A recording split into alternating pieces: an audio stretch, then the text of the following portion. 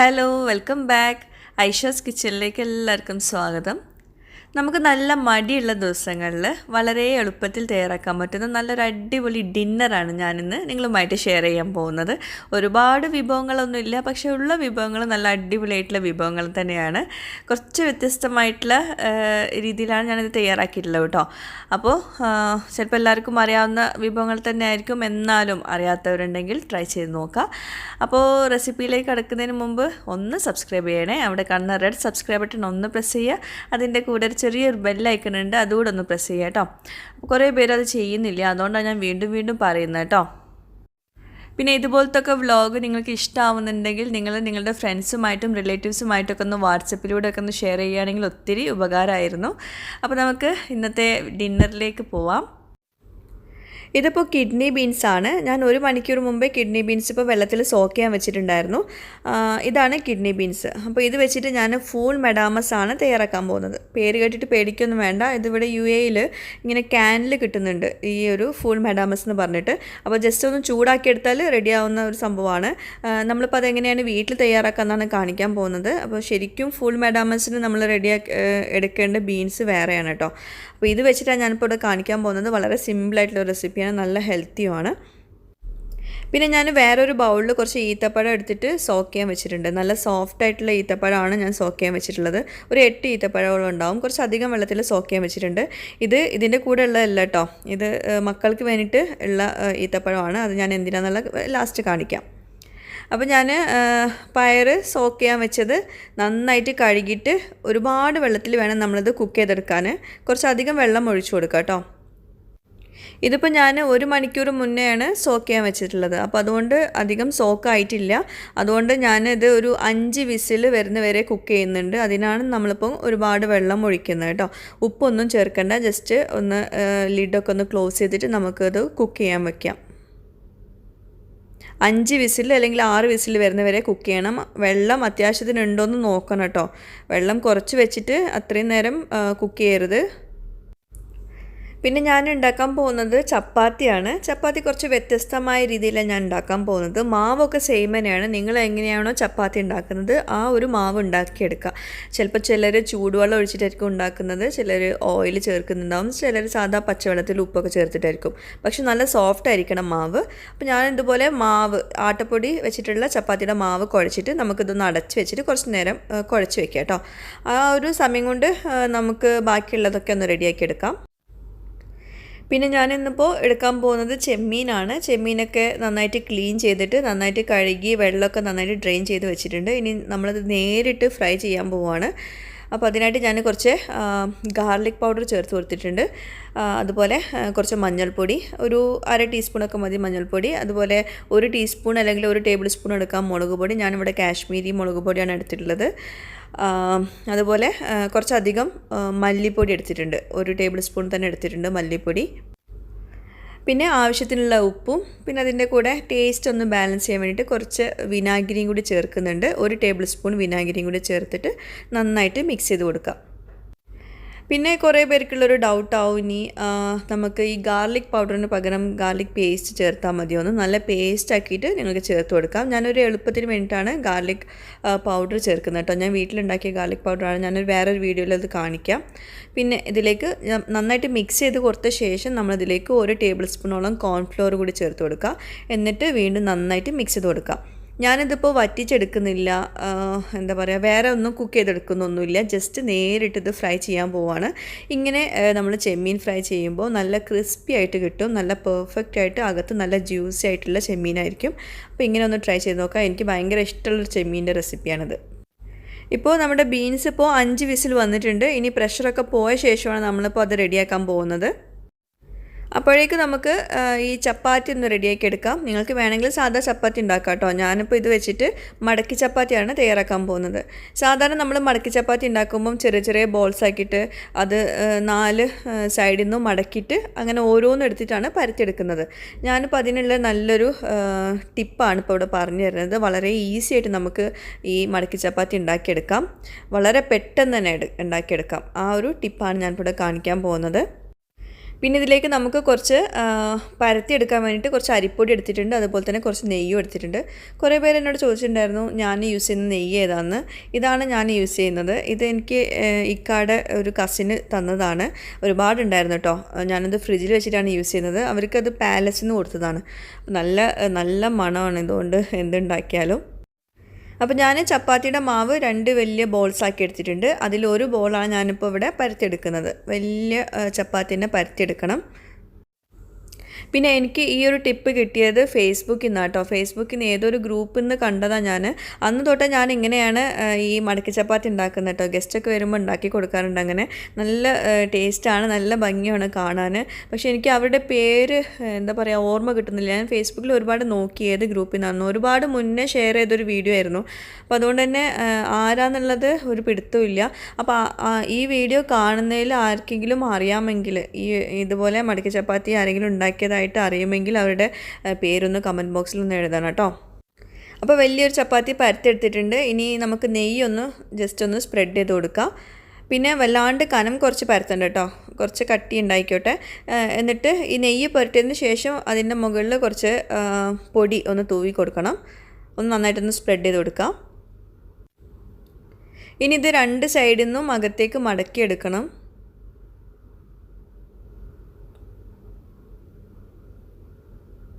പിന്നെ ഒരു ഭാഗത്തുനിന്ന് മടക്കിയെടുത്താൽ മതി. വേണമെങ്കിൽ നിങ്ങൾക്ക് കുറച്ച് അത്യാവശ്യം വീതിയിൽ മടക്കാം കേട്ടോ. ഇത്രയും മടക്കണം എന്നില്ല. ഓരോ തവണ നമ്മൾ മടക്കുമ്പോഴും അവിടെ ഈ നെയ്യ് തടവിയിട്ട് കുറച്ച് ഇതുപോലെ പൊടി ഒന്ന് തൂവി കൊടുക്കണം കേട്ടോ. ഞാനിപ്പം വല്ലാണ്ട് വീതിയിൽ മടക്കിയെടുക്കുന്നില്ല. അതിന് കാരണം എന്താണെന്ന് വെച്ചിട്ടുണ്ടെങ്കിൽ നല്ല ചെറിയ മടക്കി ചപ്പാത്തിയാണ് ഭംഗി കാണാൻ. അപ്പോൾ ഗസ്റ്റൊക്കെ വരുമ്പോൾ നമ്മൾ ഇതുപോലെ ഉണ്ടാക്കി കൊടുക്കുകയാണെങ്കിൽ കാണാനൊരു ഭംഗിയാണ്. ചപ്പാത്തി സാധാ ഉണ്ടാക്കുന്നതിലും ഭംഗിയാണ് ഇതുപോലെയൊക്കെ ഉണ്ടാക്കി കൊടുക്കുമ്പോൾ. അപ്പോൾ നന്നായിട്ട് ഇപ്പോൾ മടക്കി എടുത്തിട്ടുണ്ട്. ഒന്ന് നന്നായിട്ടൊന്ന് പ്രസ് ചെയ്ത് കൊടുക്കണം. അപ്പോൾ നമുക്കിതുപോലെ നീളത്തിലുള്ളൊരു പീസാണ് നമുക്ക് കിട്ടിയിട്ടുള്ളത്. ഇനി ഇതിൻ്റെ 2 സൈഡും ഒന്ന് കട്ട് ചെയ്ത് കൊടുക്കുക. നമുക്കൊരു ചെറിയൊരു എന്താ പറയുക ഒരു ബോക്സ് പോലെ കിട്ടണമല്ലോ. അപ്പോൾ അതുകൊണ്ട് നമുക്ക് ആ അറ്റം ഒന്ന് കട്ട് ചെയ്ത് കൊടുക്കാം. 2 അറ്റം ഒന്ന് കട്ട് ചെയ്ത് കൊടുക്കാം. എന്നിട്ട് നമ്മളിതുപോലെ ചെറിയ ചെറിയ ബോക്സ് ആക്കിയിട്ട് കട്ട് ചെയ്തെടുക്കുക. അപ്പോൾ നമ്മളിപ്പോൾ ഒരൊറ്റ ചപ്പാത്തിയിൽ നിന്ന് നമ്മൾ ഇത്രയും മടക്കി ചപ്പാത്തിയാണ് നമ്മൾ റെഡിയാക്കി എടുത്തിട്ടുള്ളത് കേട്ടോ. അപ്പോൾ വളരെ ഈസി ആയിട്ട് നമുക്ക് ഓരോന്നും ഇങ്ങനെ മടക്കിയെടുക്കാതെ നമുക്ക് ഒരൊറ്റ പ്രാവശ്യം നമ്മൾ മടക്കിയെടുത്തുകൊണ്ട് നമുക്കിപ്പോൾ ഇത്രയും ചപ്പാത്തി ഈസി ആയിട്ട് ഉണ്ടാക്കാൻ പറ്റിയില്ലേ. ഇനി ഇത് ജസ്റ്റ് ഒന്ന് പരത്തിയെടുത്താൽ മതിയാവും. ഒരുപാട് ഒന്നും പരത്താനൊന്നുമില്ല. നല്ല തിന്നാക്കിയിട്ട് പരത്തുകയാണെങ്കിൽ നല്ല ഭംഗി ഉണ്ടാവും കാണാൻ. അതുപോലെ തന്നെ കഴിക്കാനും നല്ല ടേസ്റ്റാണ് ഇങ്ങനെ തിന്നായിട്ടുള്ള മടക്കി ചപ്പാത്തി.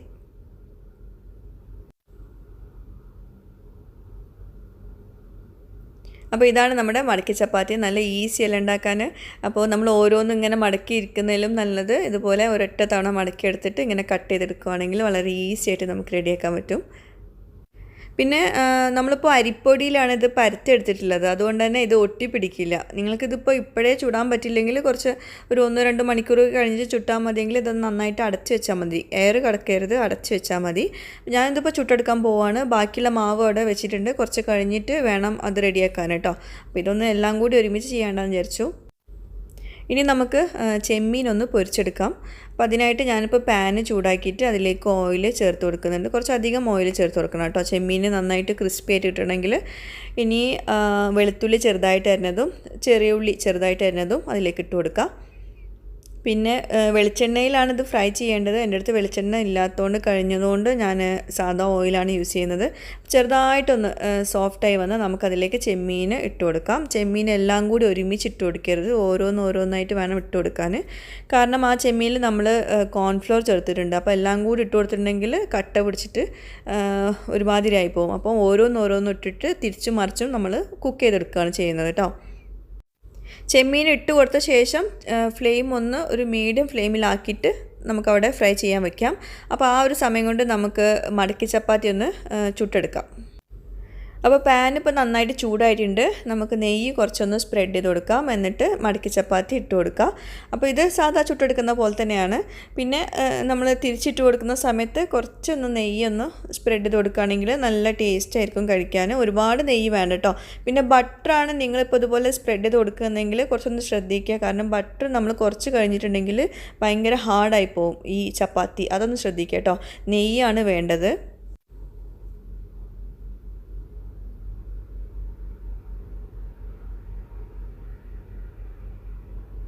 അപ്പോൾ നമ്മുടെ ഒരു മടക്കി ചപ്പാത്തി റെഡി ആയിട്ടുണ്ട്. നല്ല സ്ക്വയറിൽ കിട്ടിയിട്ടുണ്ട്. നല്ല ഭംഗിയായിട്ടോ കാണാൻ.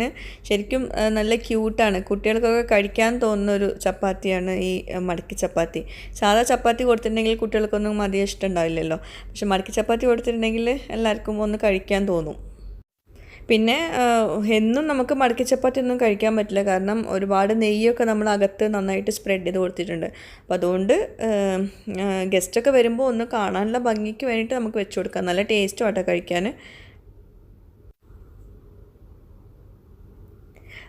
എൻ്റെ ഉമ്മ പണ്ടൊക്കെ ഉപ്പാക്ക് കൊളസ്ട്രോളുള്ള സമയത്ത് ഉമ്മ രാത്രിയിൽ ഉപ്പാക്ക് ചപ്പാത്തി മടക്കി ചപ്പാത്തിയാണ് ഉണ്ടാക്കി കൊടുക്കാറ്. ഞാൻ പറഞ്ഞല്ലോ ഓരോ ബോൾസും ഇങ്ങനെ മടക്കി എടുത്തിട്ട്. അപ്പോൾ മടക്കി എടുക്കുന്ന സമയത്ത് ഓരോ ഇതിൻ്റെ ലെയറിൽ നന്നായിട്ട് നെയ്യൊക്കെ പുരട്ടിയിട്ടാണ് ഉണ്ടാക്കി കൊടുക്കുക. നല്ല ടേസ്റ്റ് ഉണ്ടാവും കേട്ടോ. കുറച്ച് കട്ടിയിലൊക്കെയാണ് ഉണ്ടാക്കി കൊടുക്കുക. അപ്പോൾ 2 എണ്ണം കഴിച്ചാൽ തന്നെ അത്യാവശ്യം ഉണ്ട് കഴിക്കാൻ. എന്നിട്ട് ഉപ്പ ചപ്പാത്തിയും കഴിക്കും, 2 ചപ്പാത്തിയും കഴിക്കും, അതിൻ്റെ കൂടെ ചോറും കഴിക്കും രാത്രിയിൽ. അടുത്ത ചപ്പാത്തി ഇട്ട് കൊടുക്കുന്നതിന് മുമ്പ് നമുക്ക് ചെമ്മീനൊന്ന് മറിച്ചിട്ട് കൊടുക്കാം. ചെമ്മീനിപ്പം ഒരു വശം ചെറുതായിട്ടൊന്ന് കുക്കായിട്ടുണ്ട്. അപ്പോൾ ഞാൻ പറഞ്ഞല്ലോ ഇടയ്ക്കിടയ്ക്ക് ഇങ്ങനെ മറിച്ചിട്ട് കൊടുക്കണമെന്ന്. എല്ലാം കൂടി മിക്സ് ചെയ്തെടുക്കരുത് കേട്ടോ ചെമ്മീൻ. അപ്പോൾ വീണ്ടും നമുക്ക് ചെമ്മീൻ ഒരു മീഡിയം ഫ്ലെയിമിൽ അവിടെ ഇരിക്കട്ടെ. നമുക്ക് അടുത്ത ചപ്പാത്തി റെഡിയാക്കി എടുക്കാം. പിന്നെ ഈ ചപ്പാത്തി ചൂടോട് കൂടി തന്നെ ഒരു കാസറോളിലൊക്കെ അടച്ച് വെക്കുകയാണെങ്കിൽ ഏറ്റവും നല്ലത്. ഞാനിപ്പോൾ ഇതെല്ലാം ചുട്ട് കഴിഞ്ഞിട്ട് അപ്പോഴേ ഞാൻ ചൂടോട് കൂടി തന്നെ ഞാൻ കാസറോളിലേക്ക് മാറ്റുന്നുണ്ട്. പിന്നെ ചെമ്മീൻ അതുപോലെ തന്നെ ഇടയ്ക്കിടയ്ക്ക് ഇങ്ങനെ തിരിച്ചിട്ട് കൊടുക്കാൻ മറന്നു പോകരുത്. അപ്പം ഏകദേശം നല്ല ക്രിസ്പി ആയിട്ട് വന്നാൽ മാത്രമേ നമ്മളിതെല്ലാം കൂടി മിക്സ് ചെയ്ത് കൊടുക്കുന്നുള്ളൂ കേട്ടോ ചെമ്മീൻ. അതുവരെ നമ്മൾ ചെമ്മീൻ ഓരോന്നും ഇങ്ങനെ തിരിച്ചു മറിച്ചൊക്കെ ഇട്ടിട്ട് കുക്ക് ചെയ്തെടുക്കണം. പിന്നെ ഞാനിത് വളരെ കുറഞ്ഞ ഫ്ലെയിമിൽ വെച്ചിട്ടാണ് ഇത് കുക്ക് ചെയ്യുന്നത് കേട്ടോ. അതുകൊണ്ടാണ് ഇത്രയും ടൈം എടുക്കുന്നത്. അല്ലെങ്കിൽ ഒരു 5-6 മിനിറ്റിനകത്ത് തന്നെ നമുക്ക് ചെമ്മീൻ റെഡിയായി കിട്ടും. പിന്നെ അതുപോലെ ഈ ചെമ്മീൻ്റെ 2 വശവും നല്ല ക്രിസ്പി ആയിട്ട് വന്നാൽ നമുക്കിതെല്ലാം കൂടി ഒന്ന് മിക്സ് ചെയ്ത് കൊടുക്കണം. ചെറിയ ഉള്ളിയും വെളുത്തുള്ളിയൊക്കെ നന്നായിട്ടൊന്ന് കമ്പൈൻ ചെയ്ത് കൊടുക്കണം. എനിക്ക് ഏറ്റവും ഇഷ്ടപ്പെട്ട ഒരു ചെമ്മീൻ ഫ്രൈ റെസിപ്പിയാണിത്. ഭയങ്കര ഈസിയിൽ ഉണ്ടാക്കാൻ, അതുപോലെ തന്നെ നല്ല ടേസ്റ്റിയാണ്. ഗസ്റ്റൊക്കെ വരുമ്പോൾ നമുക്ക് ഇതുപോലെ വെച്ച് കൊടുക്കുകയാണെങ്കിൽ നല്ല ഭംഗിയാണ് കാണാനും. അപ്പോൾ ചെമ്മീൻ ഇപ്പോൾ റെഡി ആയിട്ടുണ്ട്. എണ്ണയൊക്കെ നന്നായിട്ട് ഡ്രെയിൻ ആവട്ടെ. അതുപോലെ തന്നെ നമ്മുടെ മടക്കി ചപ്പാത്തിയും റെഡി ആയിട്ടുണ്ട്. നല്ല സ്ക്വയറിൽ കിട്ടിയിട്ടുണ്ട്. ഇനി നമുക്ക് അടുത്തായിട്ട് തയ്യാറാക്കാനുള്ളത് ഫുൾ മെഡാമസ് ആണ്. പേര് കേട്ടിട്ട് പേടിക്കൊന്നും വേണ്ട കേട്ടോ. ഞാൻ ഇടയ്ക്കിടയ്ക്ക് പറയുന്നുണ്ട് പേര്. അപ്പോൾ കിഡ്നി ബീൻസിൽ ഇപ്പോൾ കുറച്ച് വെള്ളം മാത്രമേ ഉള്ളൂ. അപ്പോൾ നിങ്ങൾക്ക് വേണമെങ്കിൽ കുറച്ച് കൂടുതൽ വെള്ളം വെച്ചിട്ട് ഒരുപാട് വെള്ളത്തിൽ ഇതൊന്ന് ഉടച്ചെടുക്കാം കേട്ടോ. നല്ല തിക്കായിട്ടുള്ള ഒരു ഗ്രേവി പോലെ ആക്കിയെടുക്കാം. ഞാനിത് നല്ല തിക്കായിട്ടാണ് ആക്കിയെടുക്കുന്നത്. നമ്മളിതിലേക്ക് ഉപ്പൊന്നും ഒട്ടും ചേർത്തില്ല കേട്ടോ.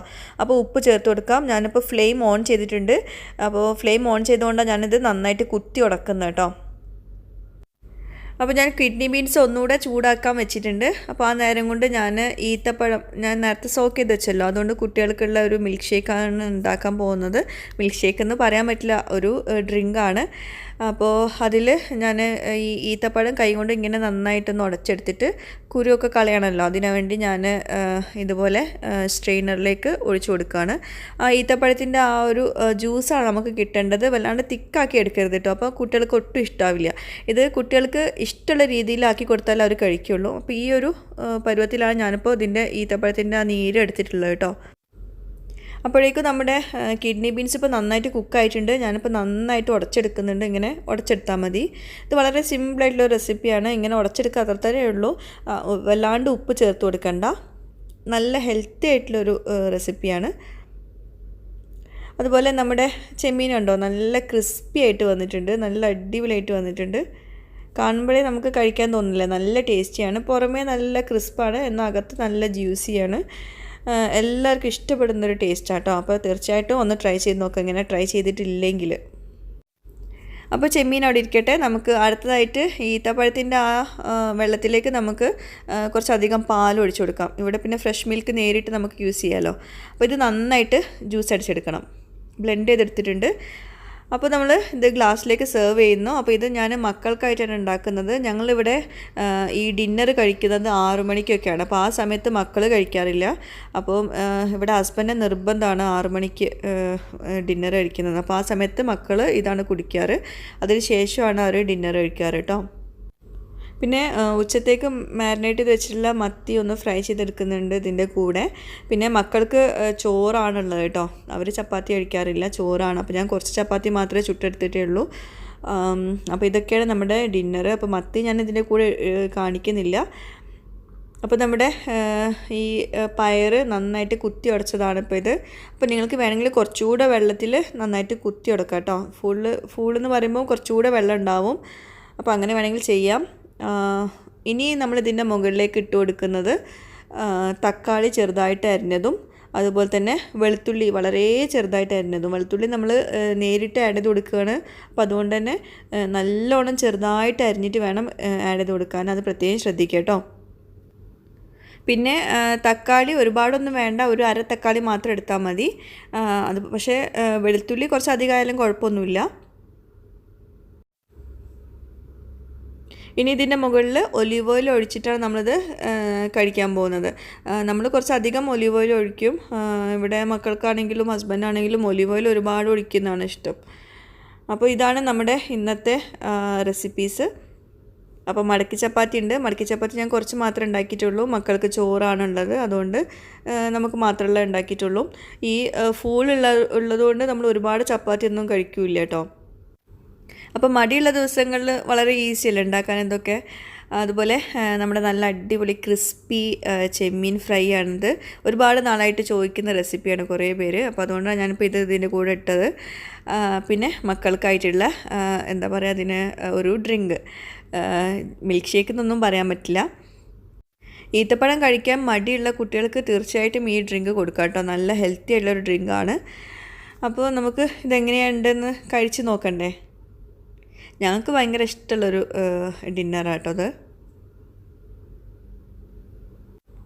പിന്നെ അതുപോലെ ഞാൻ ഇതുപോലത്തെ വ്ളോഗുകളൊക്കെ ചെയ്യുമ്പം ഈ നാടൻ റെസിപ്പീസൊക്കെ കൂടുതലായിട്ടും ചെയ്യുമ്പോഴും അധികം വ്യൂസ് ഒന്നും വരാറില്ല. അപ്പോൾ എനിക്ക് തോന്നുന്നു നമ്മുടെ ഐഷാസ് കിച്ചൻ വ്യൂസിന് കൂടുതലായിട്ടും ഡെസേർട്ട്സും പുഡിങ് തന്നെയാണ് തോന്നുന്നു ഇഷ്ടമെന്ന്. അപ്പോൾ നിങ്ങൾ അതുകൂടെ ഒന്ന് എഴുതി അറിയിക്കുക കേട്ടോ അതിൻ്റെ താഴെയുള്ള കമൻറ്റ് ബോക്സിൽ. കാരണം ഇങ്ങനത്തെ റെസിപ്പീസൊക്കെ ഇടുന്ന സമയത്ത് അധികം വ്യൂസ് ഒന്നും ഉണ്ടാവാറില്ല. നമ്മൾ യൂട്യൂബേഴ്സൊക്കെ വ്യൂ നോക്കിയിട്ടാണല്ലോ റെസിപ്പീസ് സെലക്ട് ചെയ്യുന്നത്. അപ്പോൾ അതൊന്ന് പറയാം കേട്ടോ. പിന്നെ അതുപോലെ നിങ്ങളുടെ ഫ്രണ്ട്സുമായിട്ടും റിലേറ്റീവ്സുമായിട്ടും നിങ്ങൾക്ക് ഈ വീഡിയോ ഇഷ്ടമായിട്ടുണ്ടെങ്കിൽ നിങ്ങളൊന്ന് ഷെയർ ചെയ്യാം കേട്ടോ. വീഡിയോ വളരെയധികം സപ്പോർട്ടായിരിക്കും അങ്ങനെ ചെയ്യുമ്പോൾ. Okay, thank